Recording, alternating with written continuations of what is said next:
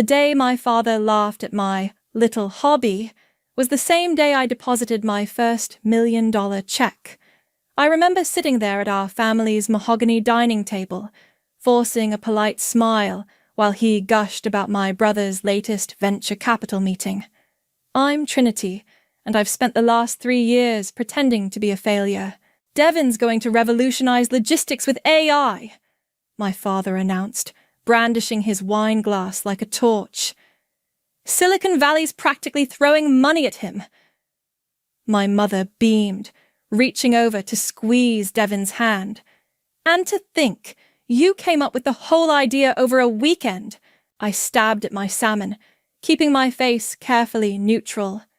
The truth was, I'd just closed a deal that would triple my company's production capacity, but I knew better than to mention it. The last time I tried sharing business news, my mother had patted my hand and said, "Honey, it's sweet that you're still making those little accessories." "What about you, Trinity?" Devon asked, flashing that trademark smile that had charmed investors out of millions. "Still selling mugs and stickers online?" "Something like that," I replied, my phone buzzing silently in my pocket with another 6-figure order notification. "You should let Devon help you scale up," my father suggested. "He knows all about e-commerce optimization now." I caught my reflection in the window, perfectly composed, not a flicker of emotion. 3 years of practice had made me excellent at hiding what I really felt. "I'm managing okay. Managing okay means you're barely surviving," my mother chimed in. "You need a real career, sweetheart. Teaching positions are always opening up at—" "I should head out," I interrupted, standing up. "Early morning tomorrow." That was 3 years ago.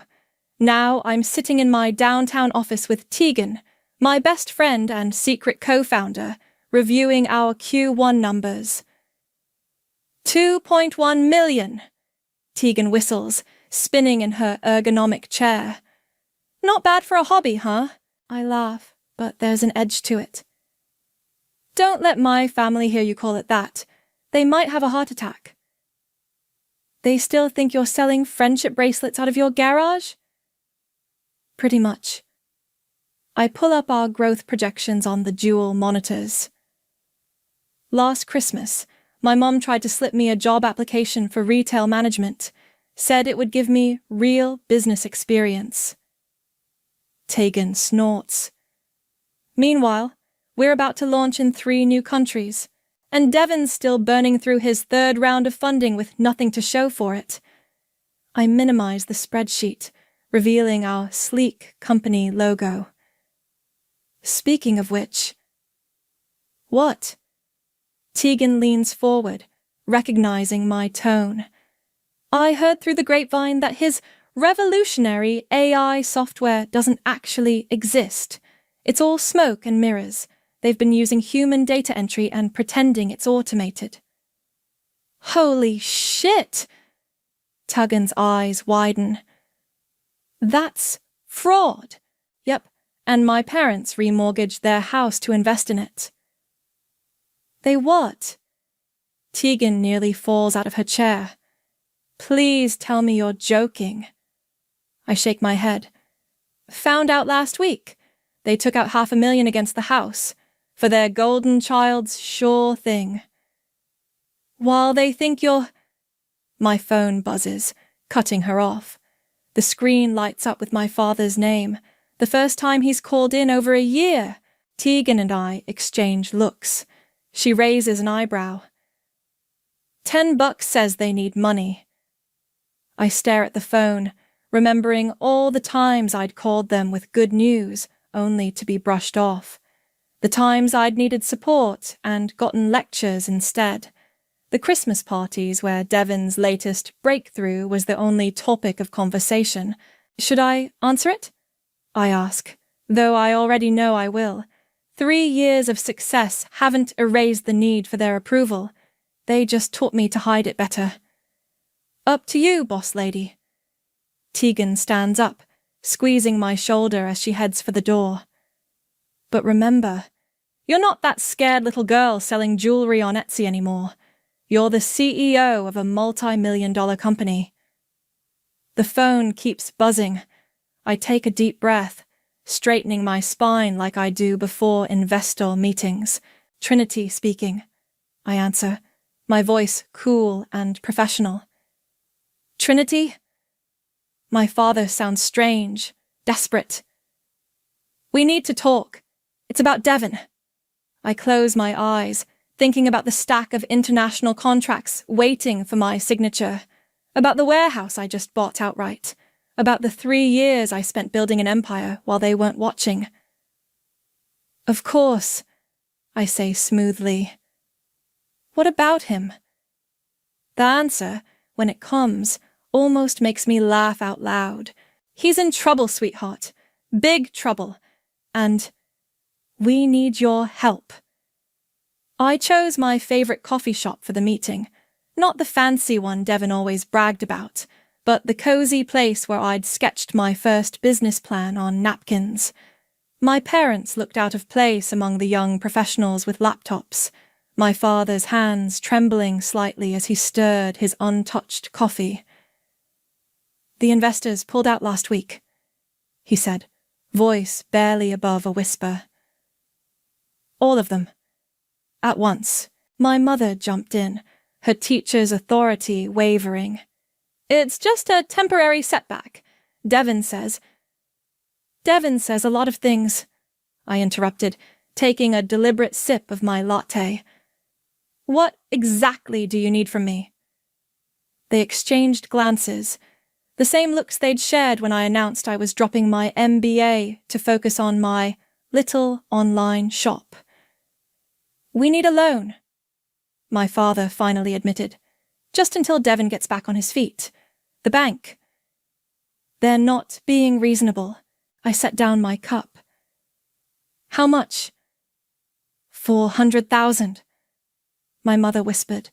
The house payment is due next week, and there are some other obligations. The number hung in the air. I thought about my 16th birthday, when Devon got a brand new car while I got a lecture about responsibility and a bus pass. That's a lot of money, I said carefully, especially for someone who just sells mugs and stickers online. My father leaned forward. We wouldn't ask if it wasn't important. Family helps family. Family? I couldn't help but laugh. Like when you helped me with college. Oh, wait, you emptied my fund for Devon's first startup, the dating app that lasted 3 months.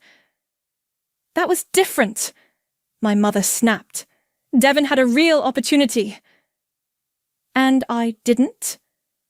The words came out sharper than intended. When I worked 2 jobs to buy my first inventory, when I begged you to look at my business plan. Trinity, please. My father's voice cracked. We're about to lose everything. I pulled out my laptop, typing quickly. Tell me something. Did either of you ever actually look at my website? My company? They shifted uncomfortably. My mother attempted a save. We've seen the cute little designs you make. Wrong. I turned the screen around, showing them my company's homepage. This is what I do. That cute little design you're thinking of, it's now a lifestyle brand carried in over 200 stores nationwide. We're launching in Europe next month. The colour drained from their faces as I scrolled through press features, collaboration announcements, and revenue reports.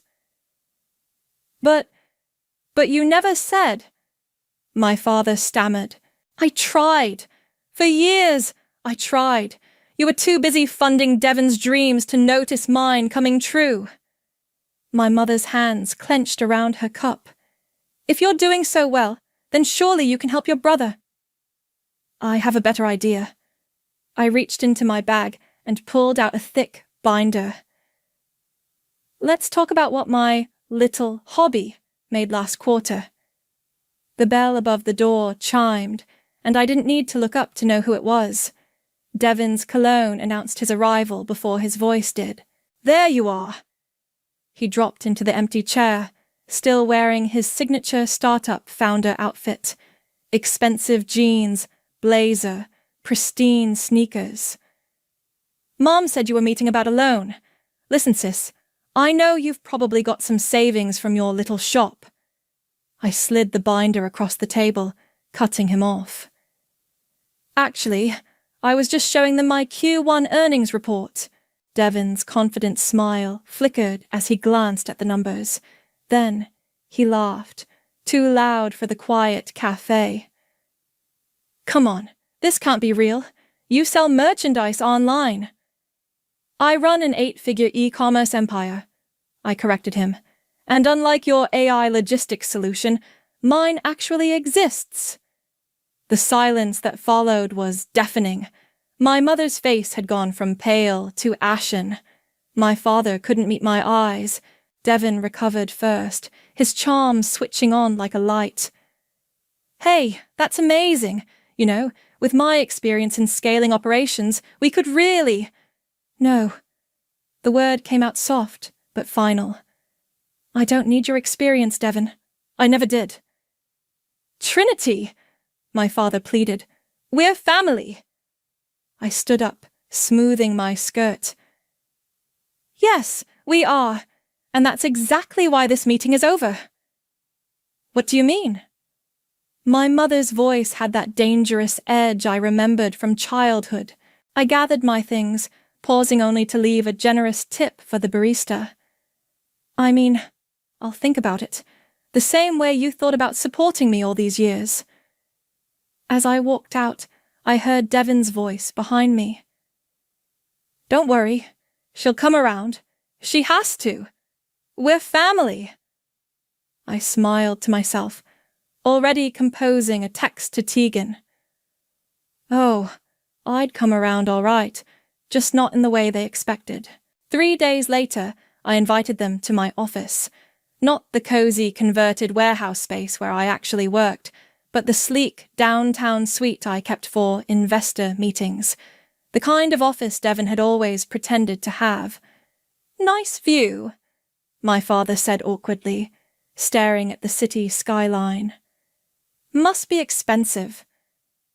"I own the floor," I replied, watching their reflections in the window. "Bought it last year." My mother perched on the edge of a designer chair, her eyes darting around the room like she was trying to spot the catch. "This seems excessive for your business." "Does it?" I pressed a button on my desk, and the wall-mounted screens came to life, displaying our real-time sales dashboard. "We're doing about 30,000 in sales today. It's actually a slow Tuesday." Devon leaned forward, his startup founder mask slipping. "That's impossible. You can't be making these numbers selling merchandise online," I finished for him. "You really never looked into what I actually do, did you?" I pulled up our product catalog. "We don't just sell mugs, Devon. We're a full-scale lifestyle brand. That little website you mocked, it gets more monthly traffic than your entire industry sector." "But," my mother started, then stopped, her face contorting as she tried to process the information. "Here's the thing," I continued, pulling out a folder. "I had my accountant review your situation. The house, Devon's debts, the outstanding loans. It's worse than you told me." My father's shoulders slumped. "We were trying to protect Devon?" I laughed. "Or yourselves, because I found some interesting transactions, like how you emptied my college fund without telling me. That's fraud, by the way." "We were going to pay it back," my mother snapped, "as soon as Devon's company succeeded, like his dating app, or his crypto platform, or this latest AI scam." Devon stood up, his charm replaced by anger. "It wasn't a scam. We had a working prototype." "No, you had 3 interns manually entering data while you pretended it was AI. I know because one of them works for me now. The silence that followed was delicious. I let it stretch, watching them squirm. How much? My father finally asked, his voice hollow. I slid the folder across my glass desk. You need 600,000 to clear everything, more than you admitted to. I can cover it. Their faces lit up with relief, but I wasn't finished. But I have conditions. I pulled out another document. First, you sign the house over to me. What? My mother exploded. That's our home. The home you mortgaged for Devon's lies? I kept my voice level. The home you were about to lose anyway? You can't do this. Devon stepped forward, trying to loom over my desk. We're family. Funny how that only matters when you need something. I stood up, matching his stance. Here's what's going to happen. You sign over the house. You publicly acknowledge what you did with my college fund, and Devon admits his company was a fraud. Or what? My mother's voice had that familiar, cruel edge. Or I walk away, let the banks take everything, watch you all crash and burn. I smiled, the same smile they'd taught me to wear at uncomfortable family dinners. I've gotten very good at watching from a distance. You wouldn't, my father whispered. Try me. I pressed the intercom. Tegan, could you come in with the papers? Tegan entered, carrying a leather portfolio. She'd dressed for the occasion, every inch the corporate executive. My mother's eyes widened. She'd last seen Tegan in ripped jeans, helping me pack orders in my garage. You're enjoying this, Devon accused, his face red. No, I corrected him. I'm finally getting what I earned. There's a difference. We were trying to help you. My mother tried, her voice softening to the tone she used when manipulating situations. We pushed you to be independent. You ignored me. I cut her off. You dismissed me. You took my money without asking, and now you're going to face the consequences.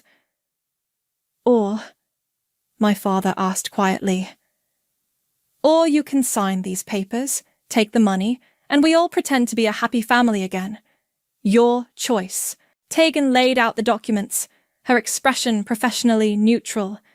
But I caught the slight quirk of her lips. She'd been waiting for this moment as long as I had. You've changed, my mother whispered, and for the first time I heard fear in her voice. No, I replied, offering her a pen. I'm exactly who I've always been. You just never bothered to look. The pen hovered over the paper. In the reflection of my office windows, I watched my family's perfect facade finally start to crack. They signed, I told Tegan later that evening, sprawled on her office couch. But Mom had to get one last dig in. Of course she did. Tegan poured 2 generous glasses of wine. What was it this time? I hope you're proud of yourself, taking advantage of family like this. I mimicked my mother's disapproving tone. As if I'm the one who stole college funds. My phone buzzed. Another message from Devon. We need to talk. Just us. Family. Delete, Tegan advised, noticing my expression. He's trying to work his charm angle. Already ahead of you. I blocked his number, then pulled up my laptop. But look what I found while digging through his company records. Tegan leaned over, scanning the spreadsheet. Holy shit! Is that... Yep. He didn't just lie about the AI. He was double-billing investors, creating fake customer accounts and... I scrolled down, running a pretty impressive Ponzi scheme on the side. Your parents had no idea? They never asked, just kept throwing money at him because he talked a good game. I closed the laptop. But someone else knew. Right on cue, my office door opened. Zoe, Devon's ex-girlfriend and former PR director, walked in. She looked different from the polished startup executive I remembered. More real, somehow. "Thanks for meeting me," she said, taking the seat I offered. "I wasn't sure you would. Honestly, I almost didn't." I studied her face. "Last time I saw you, you were telling reporters my brother was the next Steve Jobs." Zoe winced. "Yeah, about that. I've got some things you should see." She pulled out a USB drive. Emails, bank statements, records of all the times Devon cooked the books. I kept copies of everything. "Why?" Tegan asked, ever suspicious, because I knew someday it would all crash down. Zoe's hands trembled slightly. "And because he threw me under the bus when investors started asking questions, told them I was the one mismanaging funds." I took the drive, turning it over in my hands. "Why bring this to me now?" "Because you're the only one who ever saw through him." Zoe leaned forward. "And because I heard about your conditions for the bailout, you're planning something bigger, aren't you?" Before I could answer, my phone rang. My mother's number. "Speaker," Tegan mouthed. I nodded and answered. "Trinity." My mother's voice was honey-sweet, her negotiating tone. "I've been thinking about what you said, about acknowledging things publicly." "And?" "What if we did something constructive? There's a tech panel next month. Devon's already speaking. You could join him, a success story of siblings in business." I caught Tegan's eye. She was grinning. "Go on," I said carefully. "It would look good for everyone. Show real family unity. Devon could mentor you, share his expertise." "You still think he has expertise to share?" I interrupted. "After everything?" "Everyone has setbacks, dear, but Devon's experience." "Send me the panel details." I cut her off. "I'll think about it." I hung up and turned to Zoe. "How would you like to help me plan something special for that panel?" "What did you have in mind?" I pulled up the event website. Silicon Valley's finest, all gathered to hear success stories. Seems like the perfect place to tell the truth, doesn't it? "They'll try to stop you," Tegan warned. "Your mom's already spinning it as a mentorship thing." "Let her." I plugged in Zoe's USB drive. "Because I'm done letting them write my story." "I'm in," Zoe said firmly. "Whatever you're planning, I want to see their faces when it all comes out. It'll be brutal," I warned. "Once we start this, we can't take it back." "Good." Zoe's smile was sharp. "They deserve brutal." Tegan raised her glass. "To brutal honesty?" "To consequences," I corrected, clinking glasses with them both. My phone buzzed again. A text from my father. "Please reconsider the public statement. Your mother's trying to help. We can keep this in the family." I showed the others the message. Zoe snorted. "Family? Is that what they call it?" "No," I replied, deleting the message. "That's what they hide behind." I opened my laptop and started typing. "Dear panel organizers, I'd be honored to join my brother on stage." "You're really going to do it?" Tegan asked quietly. I thought about all the family dinners where I'd stayed quiet, all the times I'd swallowed my pride while they praised Devon's latest scheme, all the years of being the responsible one, the overlooked one, the one who just sold things online. "Yes," I said, hitting send. "It's time everyone heard the whole story." "Including the parts they tried to hide?" Zoe asked. "Especially those parts." I closed my laptop with a decisive click. Let's give them a show they'll never forget. The conference hall buzzed with anticipation. I sat backstage, watching Devin work the pre-panel crowd through the monitor. He was in his element, shaking hands, dropping buzzwords, playing the role of the charming tech visionary. Ready? Tegan adjusted my microphone. You look like you're about to walk into battle. Isn't that what this is? I smoothed my blazer. Designer, bought with my own money. Where's Zoe? In position. Front row, laptop ready. Tegan checked her phone. Your parents just arrived. Your mom's already networking, telling everyone how proud she is of her entrepreneurial children. I laughed softly. Let's see how proud she is in about 30 minutes. The moderator called us to the stage. Devin's smile flickered when he saw my outfit. He was used to his little sister in casual wear, not power suits and red-soled heels.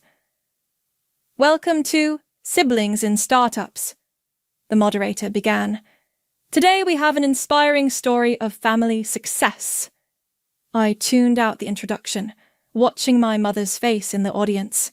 She was beaming, probably already imagining the social capital this would bring her. Devin, the moderator turned to my brother.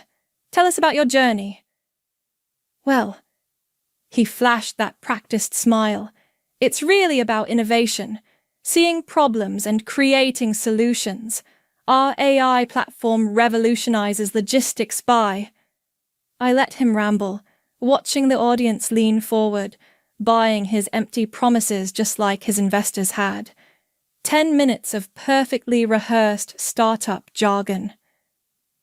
And Trinity, the moderator turned to me. You followed in your brother's footsteps? Actually, I smiled. I started my company first. Devin's head snapped toward me. This wasn't the script our mother had carefully planned. While Devin was pitching his third startup, I was building something real. No venture capital, no family loans, no AI smoke and mirrors. I pulled up my company's numbers on the presentation screen. Just honest work and actual profits, the audience murmured. My mother's smile had frozen. That's great. Devin tried to recover. As I was mentoring Trinity... Mentoring? I laughed. Is that what you call dismissing my business as a hobby? Or did you mean when you and our parents emptied my college fund for your failed dating app? The moderator looked between us, sensing the shift. Perhaps we should focus on the positive aspects. Let's do that. I agreed. Let's talk about how my little online shop generated more revenue last quarter than all of Devin's startups combined. Let's discuss real business versus investment fraud. Trinity, Devin warned, but I was done being quiet. The truth is, this isn't a story about sibling success. It's about family dysfunction, about parents who backed the wrong horse, and about karma finally coming due. On cue, Zoe pressed enter on her laptop. The screens behind us filled with Devin's real company records, the fake accounts, the diverted funds, the lies. What you're seeing, I continued as gasps filled the room, is the reality behind the charm. Every cooked book, every false promise, every investor defrauded. You can't, Devin started. I can, and I am. I turned to face him directly. You're not a visionary, Devin. You're a con artist who happened to be born into a family willing to believe your lies. My mother stood up, face contorted with rage. Trinity, stop this immediately. No, Mom. I don't take orders from you anymore. I addressed the audience. My parents remortgaged their house to fund his schemes. They stole my education money to prop up his lies, and when it all fell apart, they expected me, the child they ignored, to bail them out. The moderator had given up trying to control the situation. Journalists in the crowd were frantically taking notes. But here's the real punchline, I continued, my voice steady. While they were all dismissing my work as a hobby, I built a multi-million-dollar company, one that actually helps people, creates real jobs, and doesn't need lies to succeed. Devin stood up, knocking over his chair. You're destroying our family! No, I corrected him. I'm exposing what our family really is. There's a difference. My father was trying to reach the stage now, but security stopped him. My mother's face had gone from red to white. Ladies and gentlemen, I concluded, this is what happens when you mistake charm for competence, when you value appearances over truth, and when you bet everything on the wrong child. I unpinned my microphone and stood up. Thank you for coming. The full documentation of everything I've shown today will be available to the press within the hour. And, Devin? I turned to my brother one last time. Consider this my last investment in family. The room erupted into chaos as I walked off stage. Tegan met me in the wings, grinning. Your mom's having a meltdown, she reported, and your phone's blowing up with interview requests. I took one last look at the pandemonium I'd created. Let's go. I think my point's been made. Was it worth it? Tegan asked as we headed for the exit. I thought about the years of dismissal, of being overlooked, of swallowing my pride. Every single second, I replied, and pushed open the door to face whatever came next. The video went viral within hours. Hobby to Empire was trending, along with clips of Devin's face when the records appeared on screen. I watched it all unfold from my office, ignoring the flood of messages from relatives I hadn't heard from in years. Your mother's here, Tegan announced through the intercom.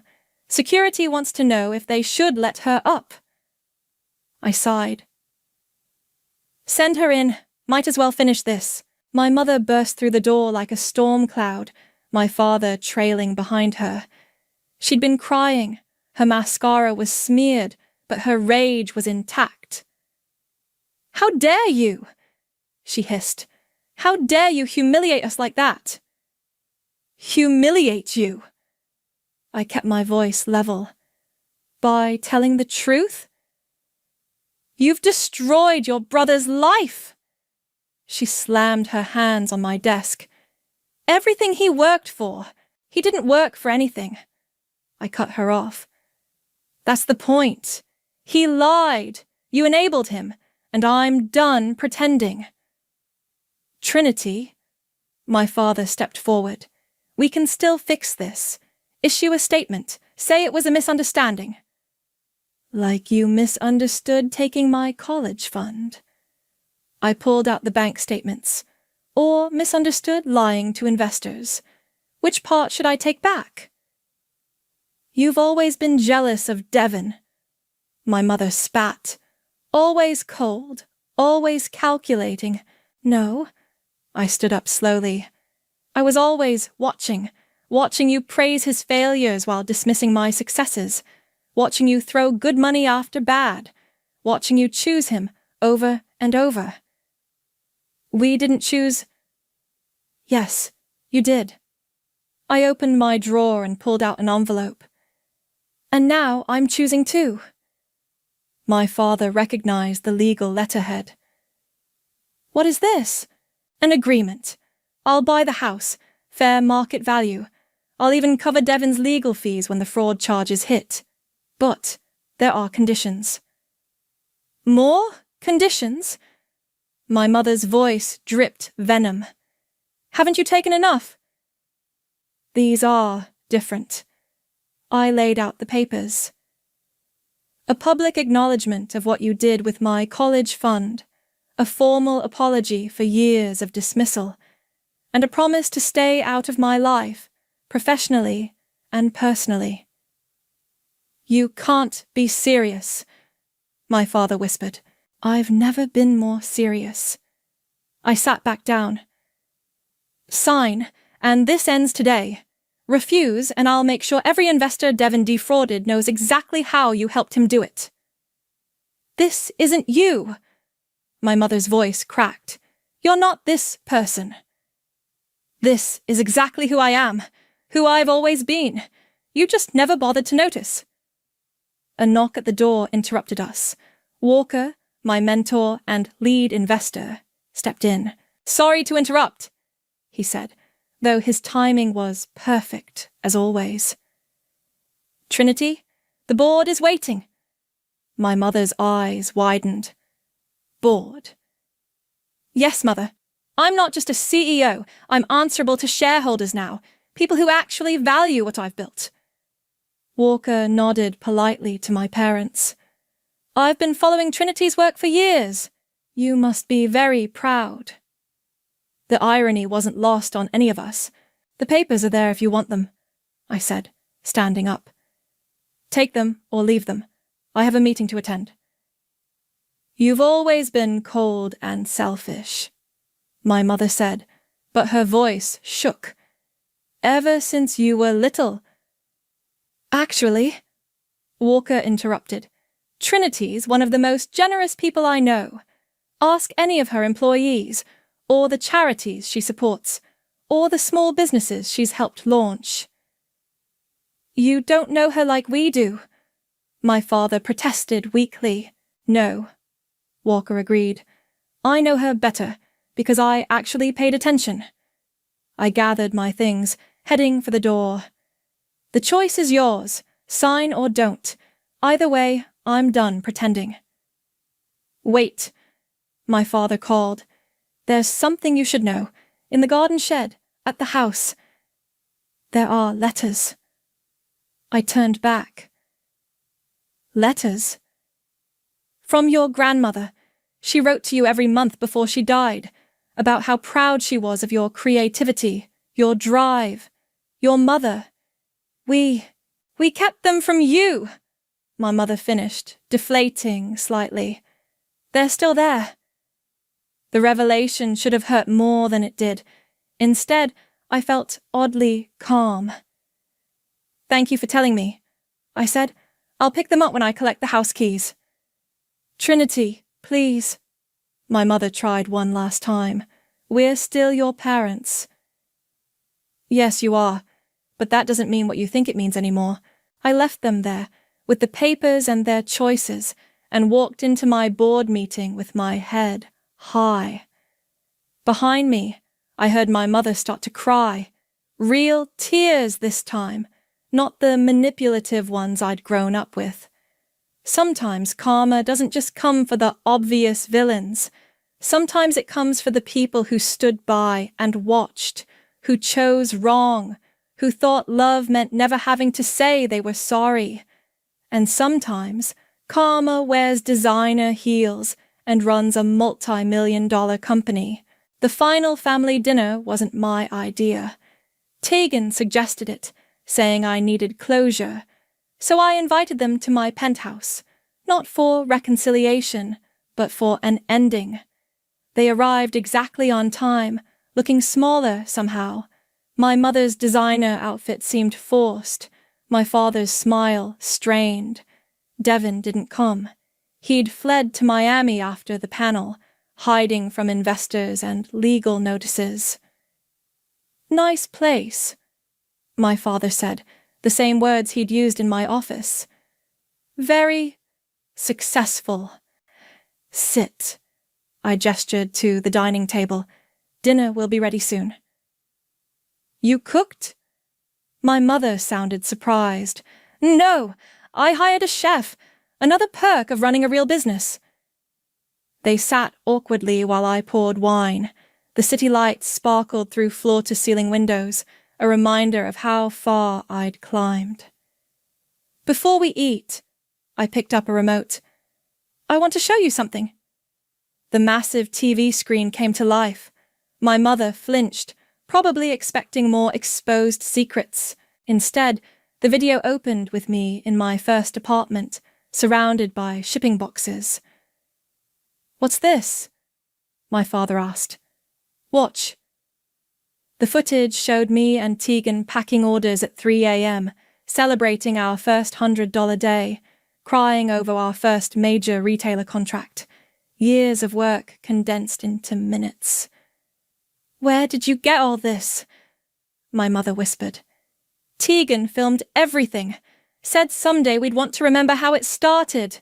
The scene changed to customer testimonials, people describing how our products helped them, how our company's success inspired them to start their own businesses. "You really built all this?" My father's voice cracked. While you were funding Devon's fantasies?" "Yes." My mother set down her wine glass. "Why are you showing us this?"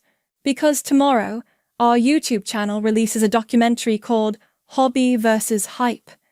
It tells the whole story, how I built my empire while you backed Devon's frauds, how family can be your greatest obstacle instead of your biggest support." "You can't," my mother started. "I already did. It's done. But I wanted you to see it first." The video continued, showing the contrast between my steady growth and Devon's spectacular failures. Their faces grew paler with each scene. "It didn't have to be this way," my father said quietly. "No, it didn't. You could have supported both your children, could have celebrated real success instead of chasing flash, could have been actual parents instead of Devon's cheerleaders. We were trying to help." "No," I cut my mother off. "You were trying to create the story you wanted. The son who'd make you proud, the daughter who'd stay quiet and small. But that story's over." The video ended with recent footage, my office, my team, my success. Then the screen went dark, leaving us in silence. "I found Grandma's letters," I said finally. "The ones you hid." My mother's hand trembled as she reached for her wine. "We thought they would give you unrealistic ideas." "They gave me hope. Even from beyond the grave, she saw me clearer than you ever did." "What do you want from us?" my father asked.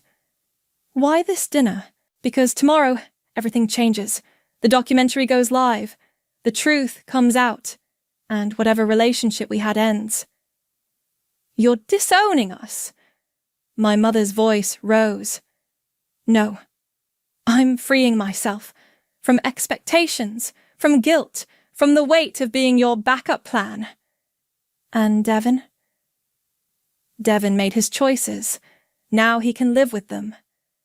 The chef appeared with our meals, perfectly plated, elegantly served.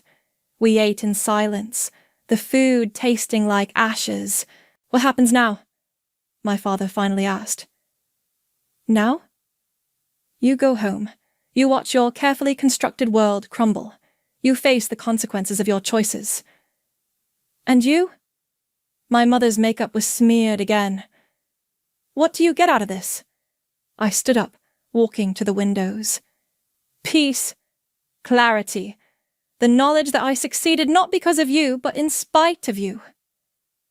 "Family doesn't mean—" my father began. "Family doesn't mean perpetual forgiveness," I finished. "Sometimes it just means history."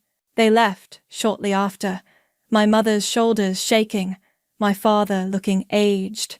I watched their car disappear into the city traffic. Tegan called moments later. "Documentary's queued for morning release. You okay?" I thought about the letters in my safe, my grandmother's words of encouragement that had come years too late, about the family I'd lost and the empire I'd built. "I'm perfect," I replied. "Tomorrow we make history."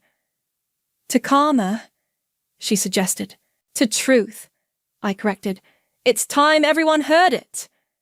The city lights blurred as I raised my glass to my reflection. Tomorrow, the world would know my story. But tonight, in this moment, I was finally, completely free. The documentary hit 5 million views by noon. My phone hadn't stopped buzzing since sunrise. Journalists, talk shows, podcast hosts, all wanting the woman who turned a hobby into headlines. "Your brother's in Thailand," Tegan announced, walking into my office with 2 coffees. Someone spotted him at a beach resort. Running as usual. I took the coffee. "Any word from my parents?" "Their house just listed. Asking price is fair. They're actually following your terms." I pulled up the listing on my screen. The familiar colonial where I'd grown up, where I'd packed my first orders in the garage, where my grandmother's letters had waited for years in the garden shed. "Ms. Trinity?" My assistant's voice came through the intercom. "Zoe's here for your meeting." Zoe walked in looking transformed, confident, sharp, ready for battle. "The investors want to sue Devon for everything. They're asking if you'll testify." "I'll do better than that." I pulled out a folder. "I want you to handle their PR strategy." She blinked. "Me?" "You know the whole story. You helped expose it, and you're starting your own consultancy, right?" "How did you—" "I pay attention." I smiled. "That's how I built this company, by seeing potential others missed." My phone buzzed again, my mother's number. I declined it, but her text came through anyway. "I'm sorry you think we weren't proud." "Think." Tegan read over my shoulder. "Still can't admit they were wrong." "They never will." I deleted the message. "But I don't need them to anymore." "Trinity." Walker appeared in the doorway. "There's something you should see." He led us to the conference room where CNBC was playing on the big screen. A familiar face filled the frame. My father, standing outside their house. "Turn it up," I said quietly. "We failed both our children," he was saying, his voice rough. "We backed the wrong dreams, ignored the right ones. Trinity succeeded because she's stronger than our mistakes." "Holy shit," Tegan whispered. My mother appeared beside him, looking older, smaller. "We're selling our home to make things right. Not because Trinity forced us, but because it's time to face what we did."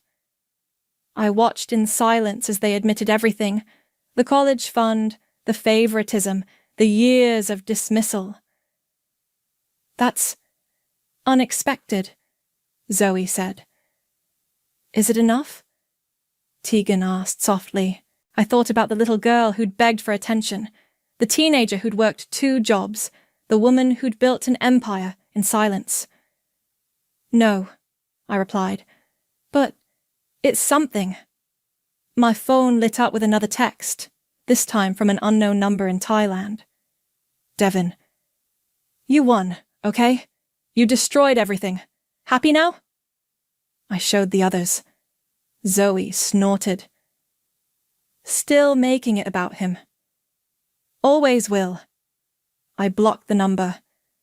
"Some people never change." "But some do," Walker noted, nodding at the TV where my parents were still talking. I turned off the screen. "Maybe, but that's their journey now, not mine." "So, what's next?" Tegan asked. "World domination?" "Actually," I pulled up a presentation. "I'm launching a foundation for entrepreneurs who need the support their families won't give them, starting with full college scholarships." "Using the house money?" Zoe asked. "Every penny. Seems fitting, doesn't it?" Walker smiled. "Your grandmother would be proud." She already was. I touched the locket I wore, inside a fragment of her last letter. She just saw me clearer than most. My assistant appeared again. "They're ready for the board meeting?" I gathered my things, then paused. "Zoe, want to sit in? If you're handling PR, you should know what's coming." Her face lit up. "Really?" Really? I turned to Tegan. Partner? Right behind you, boss. We walked toward the boardroom together, not family by blood, but something stronger, something chosen. My phone buzzed one last time, a news alert. Family home of viral CEO listed for sale. I smiled, thinking of the garden shed, the hidden letters, the dreams that grew despite the shadows. The house wasn't home anymore. This office, these people, this empire I'd built on determination and spite and hope. Ready? Tegan asked as we reached the boardroom doors. I looked at my reflection in the glass. Confident, unstoppable, free. No longer the overlooked daughter or the backup plan. Just me, finally and completely. Ready, I replied, and pushed open the doors to whatever came next. Some say revenge is best served cold, but I've learned it's best served successful, with a side of truth, a garnish of karma, and the sweet taste of proving everyone wrong. And sometimes, just sometimes, it comes with the unexpected bonus of setting yourself free.